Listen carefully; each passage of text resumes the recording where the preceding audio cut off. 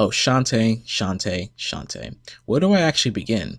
I actually know where, as Half Genie Hero is the first Shantae game I've ever played. Now I know that sounds abrupt considering this is the beginning of the video, but I wanted to make that crystal clear.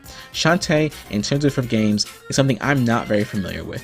I mean, I was aware of the series' existence, and I know she's been around for quite a while, but before now, I never really had an interest in the Shantae games, so I never checked any of them out.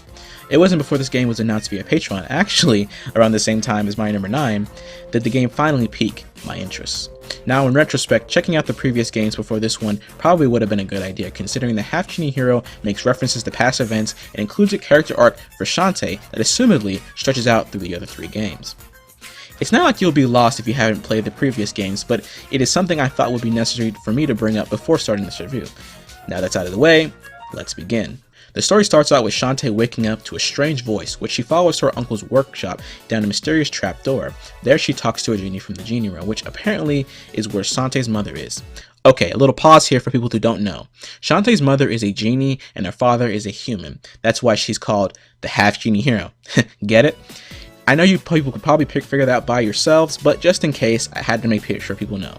So moving on. The voice warns Shantae of a coming danger and that if need be, Shantae must destroy the Genie realm, which Shantae is reluctant to agree to.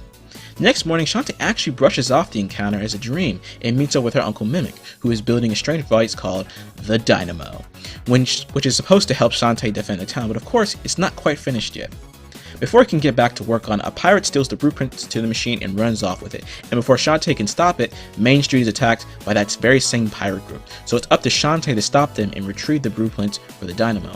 After Shantae clears through the area, she comes up against her arch nemesis, Risky Boots, and they battle over the blueprints. After you defeat her, Risky reluctantly hands over the blueprints and runs off with her crew. Shantae also remarks that it's kind of weird how she defeated Risky early on. When you get back to your uncle, he sends you off on a journey to get the pieces and materials for the Dynamo, which Shantae gladly agrees to. During the adventure, you'll run into old villains of Shantae's who are up to no good this time around, like Techno Baron, who is kidnapping women and dressing them up as mermaids to sell as food for monsters, and an evil memory-stealing maniac named Holly, who wants to be the only thing people remember. Ammo Baron, who wants to use magic carpet fabric to create an unstoppable army, and Hypno Baron and the hilarious fourth wall breaking Squid Baron, who are actually not too evil this time around as they just want to create marketing material. After Shantae defeats these bosses individually and collects all the pieces for the Dynamo, Shantae's uncle finally starts it up, only for it to bombard Shantae with dark magic. While everyone's confused to what the hell is going on, Risky suddenly shows up and reveals that she switched up the blueprints at the beginning of the game and actually has you build a machine according to her design, which she's going to use to rule the world. She then departs with her evil Dynamo device and leaves you to deal with a evil and corrupted Shantae. Shantae's friends then try to get through to her with the power above their love, I guess, and eventually they do, bringing Shantae to her normal, good self. Finally setting up the final body with Risky Boots and the evil Dynamo machine as she rushes to Risky's lair. It's time for the final battle. Shantae breaks through Risky's lair and has a final fight with her, and before she can defeat her for good, Risky sicks the now evil Dynamo machine on her. Shantae then fights and seemingly disables the Dynamo device. Right after this, the mysterious voice from the Genie realm comes back to thank Shantae for her help, but not before Risky comes back with one final move and uses the dark magic power of the Dynamo to infect the entire Genie realm, which Risky reveals was her plan the entire time. Shantae has one last battle with the Dynamo and succeeds in destroying it this time, causing Risky's lair to self-destruct. Shantae barely escapes and comes home to her friends or family, and the mysterious voice comes back one last time to thank Shantae and to inform her that Shantae's mother still has to stay in the Genie realm in order to protect Shantae's world from danger and that she is always with her. And after this half heartwarming moment, the game ends. In terms of the story, I really enjoyed it. It was nothing amazing, but it stands out and is definitely better than some platformers I played like here. My number 9. Shantae Half Genie Hero's story definitely did the job well, and I'm satisfied with it. Now before we get into the gameplay, I want to take this chance to talk about the characters, as they are a big part of the story and I don't want to just brush over them. Shantae herself is a very fun protagonist, as she has some great lines and definitely has some depth as a character than say Beck or Mario. She keeps the story going with her optimism and she's just all around a jubilant character. As for some of the other characters, I can't really say the same.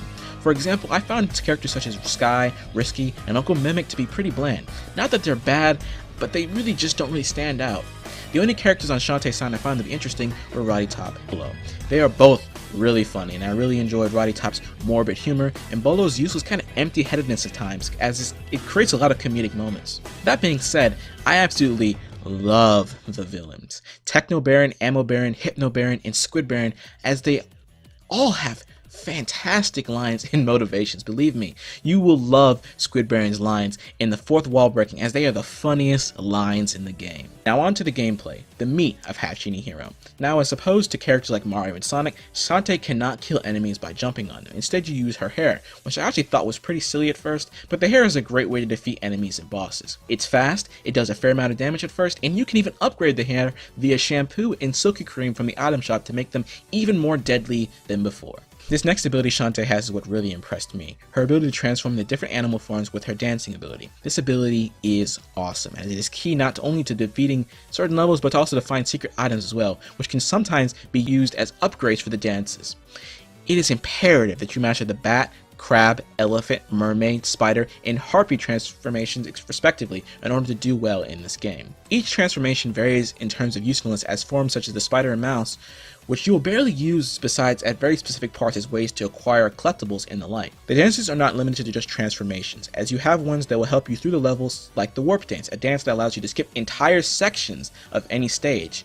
You also have the tree transformation that takes a little bit of magic to give you a supply of oranges and a literal screen nuke, and best of all, the full restoration dance, which you can level up to the max, and it restores all health at the cost of some magic.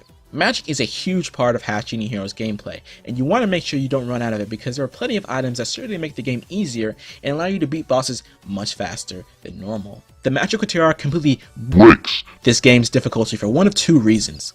It essentially gives you infinite help with the full restoration as freaking invincibility, the shield item, and unlimited use of all the items mentioned above. This is not to say that it's not fun to run around levels, going buck wild, and using all the items you can buy, but when the final boss becomes a complete non-issue when you use this item, that's where I sort of draw the line. Half Genie Hero is a game I would describe as a game that gets easier the more you play it.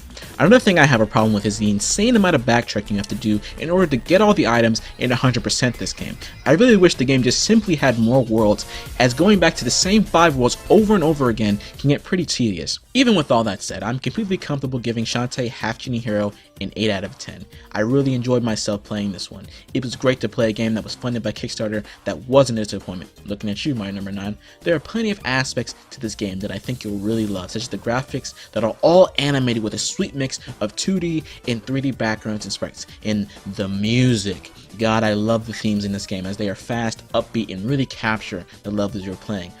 All of these factors make me absolutely comfortable with the $20 price point online, and I recommend this game to you as well. Alright then, this is John Blade 101, and I bid you a good day. Go play this game.